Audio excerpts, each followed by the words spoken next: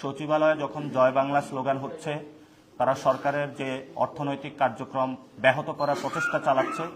এই নির্বাচনে গণভোটও রয়েছে এবং এই নির্বাচনে বলা হয়েছিল যে একটি রিফর্ম অ্যাসেম্বলি হবে। ফলত সংস্কার প্রক্রিয়াটা ওইখানে গিয়ে জনগণের যারা প্রতিনিধি রয়েছেন তারা একই সাথে সংসদ সদস্য হিসাবেও কাজ করবেন এবং সাথে সাথে একটি নতুন সংবিধান প্রণয়নের কাজেও তারা কাজ করবেন। যেহেতু এই কাজটি চালু হয়েছে সেজন্য আমরা ইলেকশনে যাচ্ছি। আমরা বলেছিলাম যে নির্বাচন কমিশন যে গঠন সেটার একটি সুন্দর প্রক্রিয়ায় আসার জন্য, কিন্তু সেই প্রক্রিয়াটার জনগণ এখন হা দিয়ে তাদেরকে যদি জয়যুক্ত করে তাহলে আমরা আশা করি যে নতুন একটি অধ্যায়ে আমরা প্রবেশ করতে পারবো। আর এই বর্তমান যে নির্বাচন কমিশন রয়েছে তারা অনেক জায়গায় সদিচ্ছার পরিচয় দিয়েছেন, আমরা কিন্তু সর্বাংশে তাদের উপরে আমরা আস্থা এবং বিশ্বাস রাখতে পারছি না, যেহেতু তাদের গঠন প্রক্রিয়ায় ত্রুটি ছিল এবং কিছু দল তাদেরকে নিয়োগ করেছিল। তো সেই জায়গা থেকে আমরা মনে করি তাদের কাজের মাধ্যমে, কর্মের মাধ্যমে তারা যে দলীয় নয়, বাংলাদেশের জনগণের পক্ষে, সেই জায়গাটা এই ইলেকশনে তারা জনগণের সম্মুখে উন্মোচন করবেন। তফসিল নিয়ে আপাতত আমাদের কোনো আপত্তি নাই, আমরা এটাকে স্বাগত জানাচ্ছি। আর যদি আমাদের আরো ডিপ ডাউনে আমরা পর্যালোচনা করে যদি কোনো আরো আপত্তি থাকে বা কিছু বিষয় থাকে, আপনারা জানেন যে সংস্কারের পক্ষে আমাদের একটি জোট হয়েছে, সেই জোটকে নিয়ে আমরা ইনশাল্লাহ আলাদা একটা প্রেস ব্রিফিং আমরা বলেছিলাম ব্যুরোক্রেসিতে যারা ফেসিবাদী রয়েছে তাদেরকে দূর করার জন্য। যদি ফেসিবাদী শক্তি না থাকতো, আওয়ামী লীগ জাতীয় পার্টি না থাকতো, প্রশাসনে আপনারা জানেন গতকালকে একটি অনাকাঙ্ক্ষিত পরিস্থিতি সৃষ্টি হয়েছে।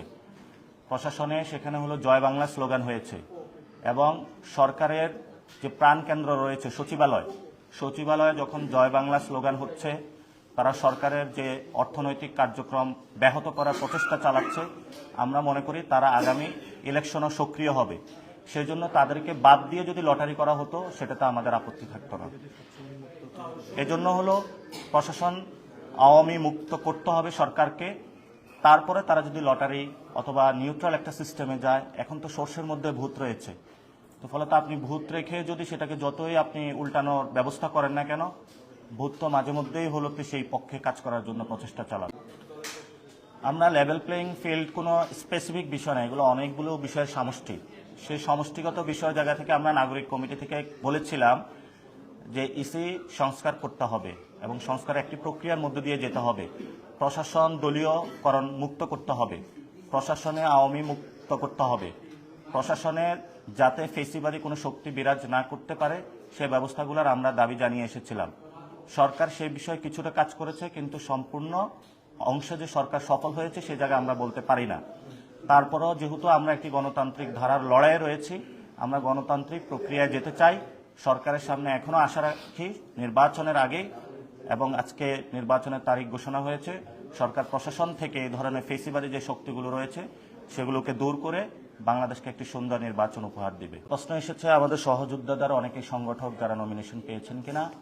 আমরা আমাদের নমিনেশন প্রক্রিয়ায় 125 জন প্রার্থী দিয়েছি এবং সাথে সাথে এটাও বলেছি যদি কারোর বিরুদ্ধে অভিযোগ আসে আমরা সেটা প্রার্থীটা বাতিল করব।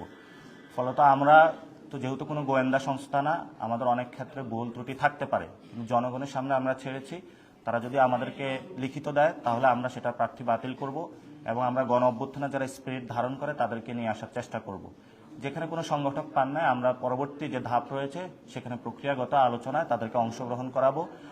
এবং আসিফ মাহমুদ গতকাল আজকে তফসিল ঘোষণার আগ পর্যন্ত সরকারের অংশীজন ছিলেন, ফলত আমাদের কমেন্ট করার জায়গা ছিল না।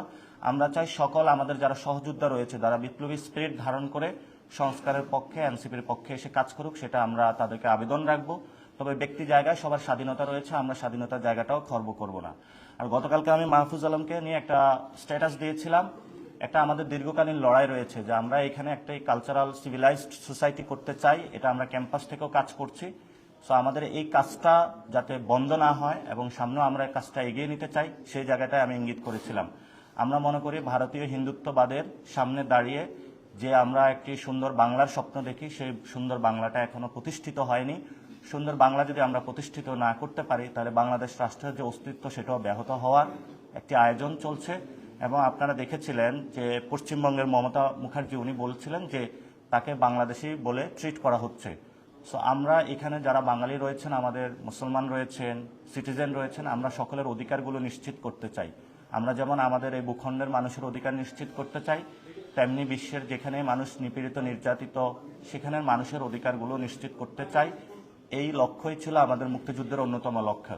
এবং আমরা সাথে সাথে স্বাধীনতার যে সংগ্রামী আমাদের যুদ্ধ ছিল সেখানে যারা শহীদ হয়েছেন সেই শহীদদের যে সাম্য, মানবিক মর্যাদা এবং ন্যায় বিচারের যে প্রেরণা সেটাও আমরা ধারণ করতে চাই এবং সেই যুদ্ধটা আমরা চালিয়ে যেতে চাই এবং সেটা কমপ্লিট বাংলাদেশে আমরা করতে চাই। সেজন্য আমি এই ইঙ্গিতটা দিয়েছিলাম।